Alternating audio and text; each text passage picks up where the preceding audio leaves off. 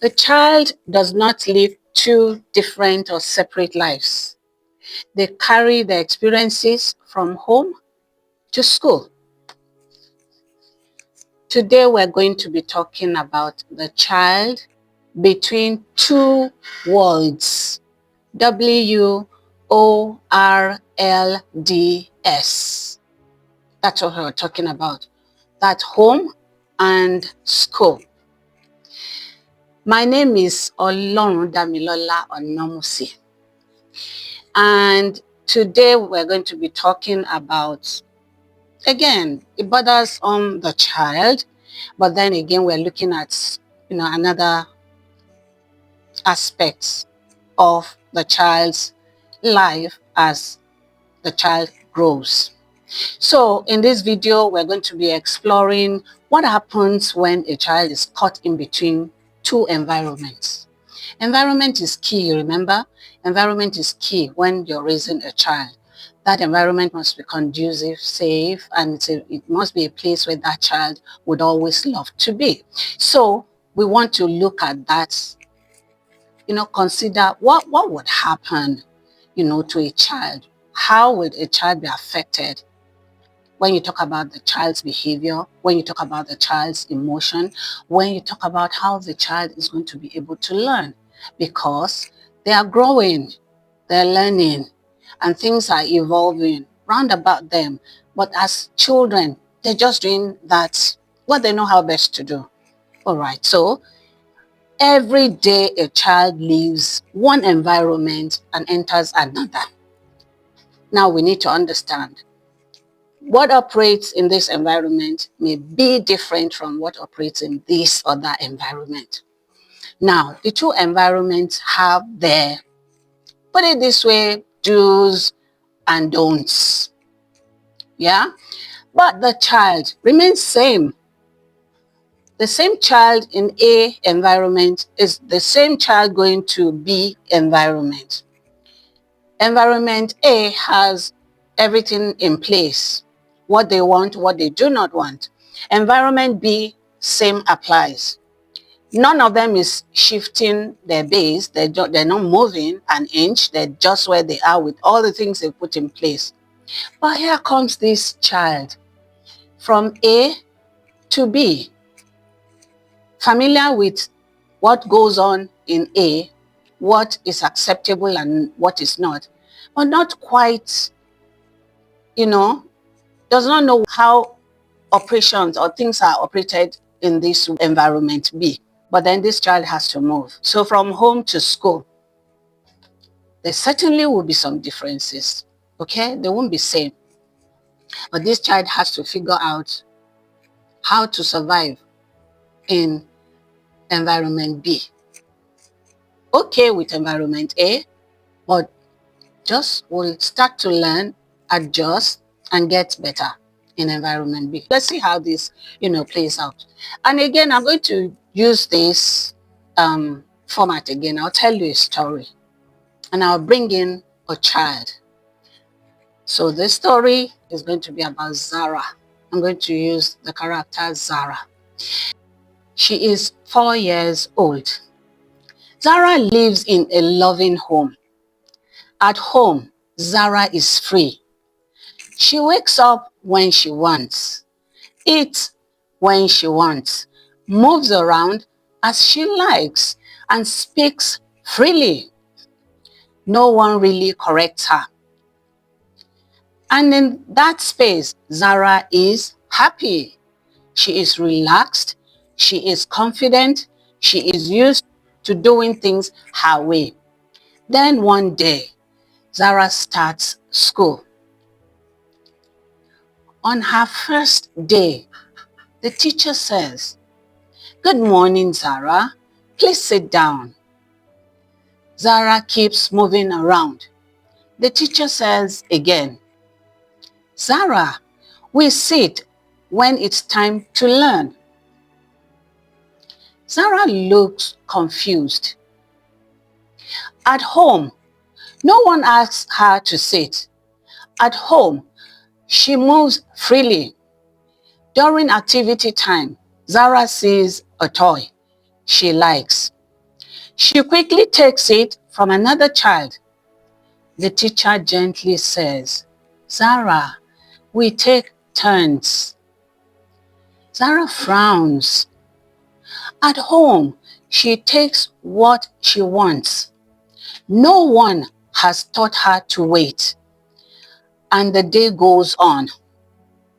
Zara begins to cry.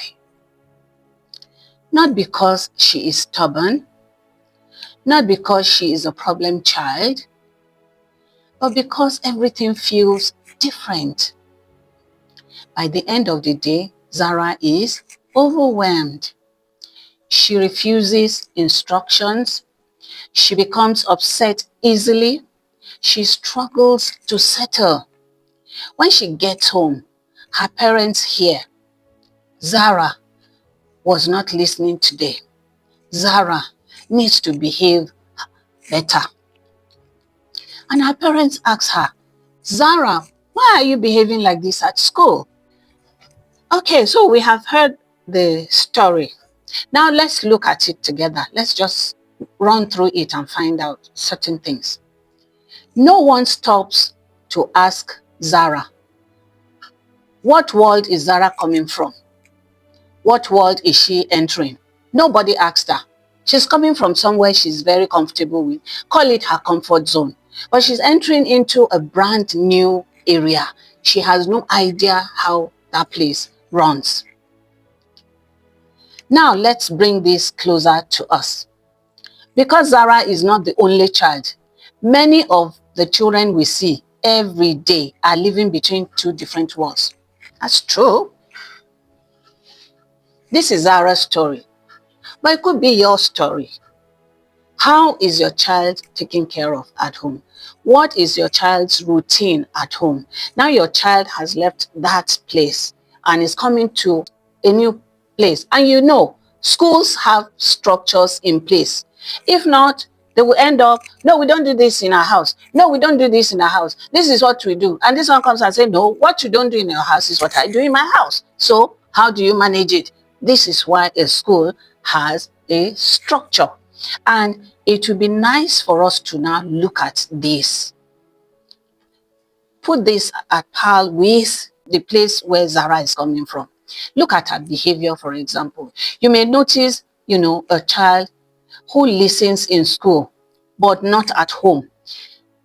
Is calm at home, but in school, it's a different child altogether. There is need for you to find out why this is happening. Okay? The two environments are operating differently. Now, as a parent, what do you do? Because this child must be at home and he must be in school. Zara was at home. She now has to be in school. It's the same child. That child has not changed.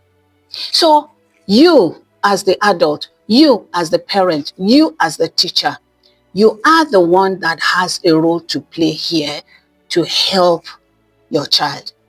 I'm back at your child now. So I will go from Zara to your child. With the eyes that you have seen Zara, begin to use that eyes to look at your own child. How is your child faring in this area?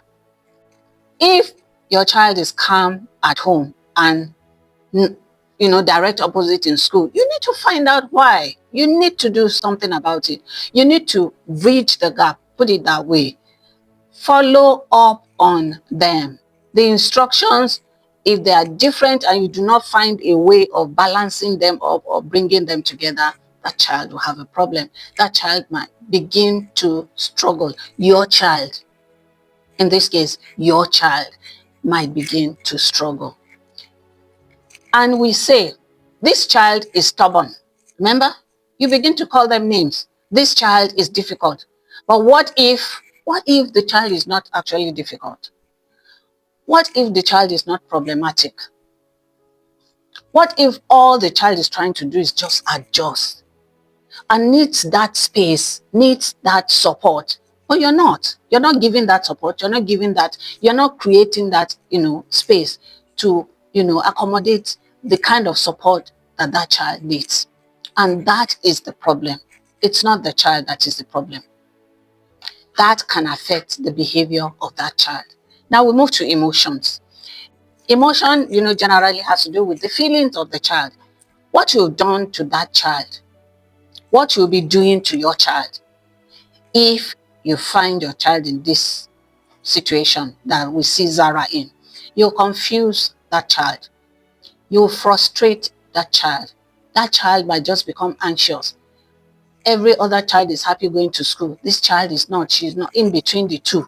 Doesn't even know, should I be happy? Should I be? You understand? That is it. And you throw them in an uncomfortable situation. They are unsure. They're not sure of anything.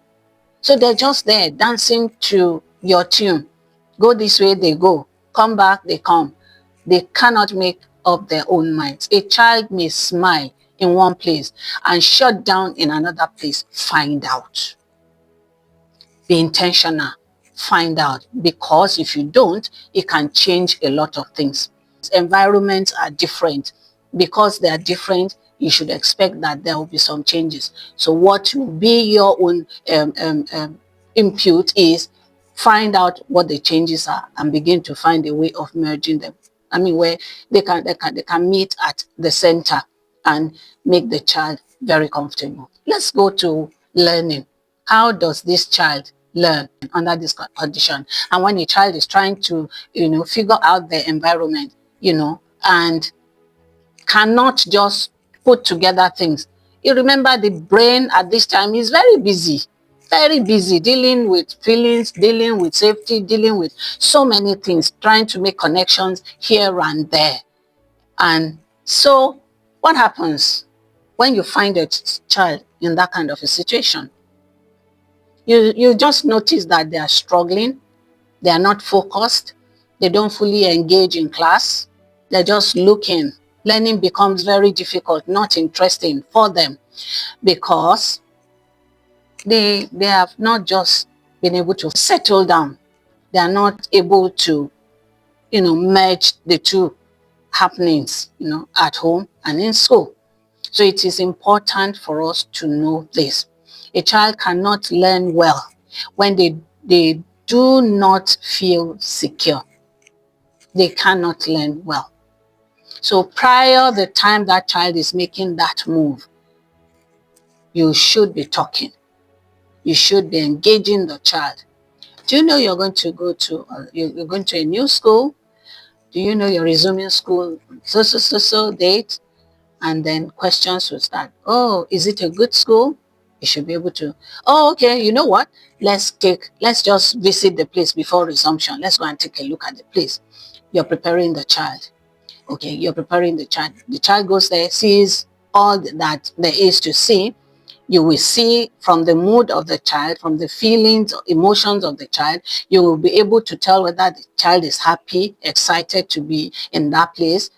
An excited child will see any child and want to be a friend almost immediately. Run into the school. Oh, I like the ambience of this school. That's what they're seeing without saying a word, without knowing what word to put to it. But the ambience is attractive, is inviting, is making them happy. So you see them just running around, kind of. And then they see another child they've never met before, but they're quick to say, hello, hello. And then a smart one will say, what's your name? They're exchanging names and just being friends. The day they resume proper, they will look out for themselves. Why? Because the relationship started the last time that child came. So this is the way it should go. And so we can't avoid having them stay at home and going to school. So there are two different worlds in reality.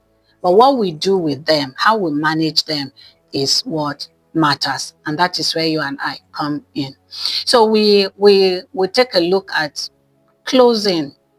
I want you to think about your child. Is your child already in school? Or have you had this experience and you want to share with us what it was like? How did your child react? What were your own experience?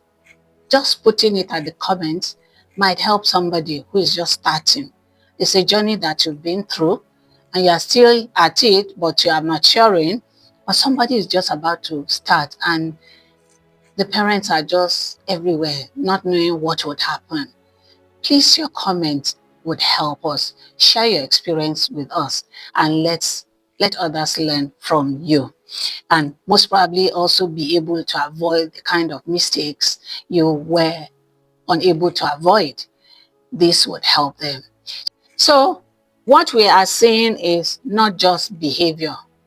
It's a child trying to make some, some sense out of the situation, you know, he or she has before, what they have before them. That's the two environments. They need to know what to do.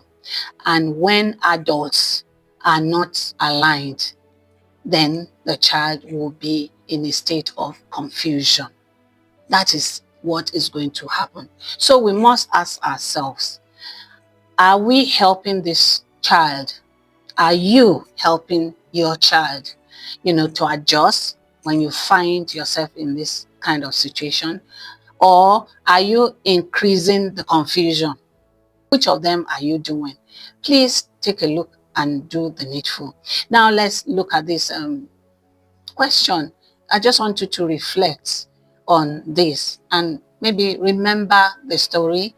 Look out for your child and see how can you do this. Might not even be your child, might be a friend's child, and you can, talk to the parents about this and share the link with them and deliberate on how to make it better, to help the child settle in, very well without having, to be confused.